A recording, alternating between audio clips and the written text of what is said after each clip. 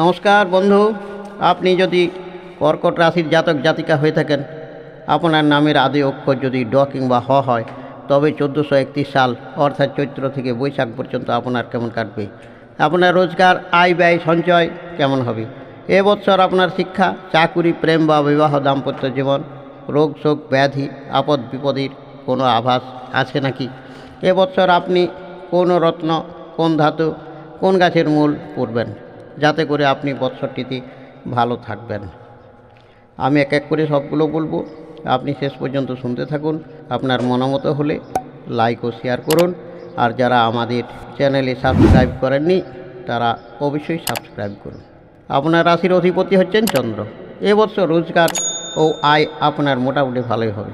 এবছর আপনার 5 গুণ আয়, 1 গুণ ব্যয়, সঞ্চয় পড়বে 4 গুণ।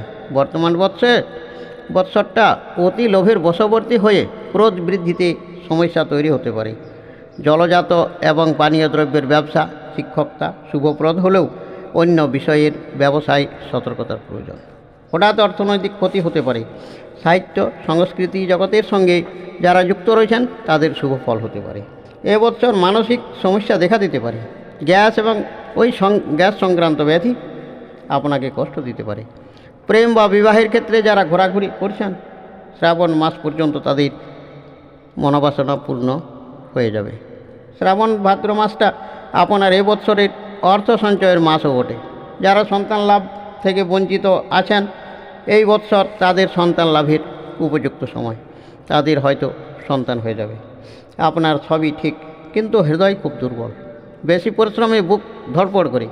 আপনার দাম্পত্য জীবন খুব সুখের, কিন্তু পরপুরুষ বা পরস্ত্রীর সংস্পর্শে গেলে দুঃখ অনিবার্য।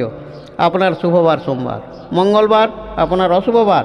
এই মঙ্গলবারে কোনো শুভকর্ম আপনার না করাই ভালো। আপনার শুভ সংখ্যা 2, শুভ রত্ন মুক্তা, শুভ মূল খিরিকা, অনন্তমূল এবং বামনহাটের মূল। শুভ পোশাক সাদা পোশাক।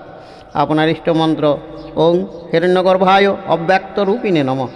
আপনার রাশির ইষ্টমন্ত্র ওং ক্লিং সোমায় নমঃ।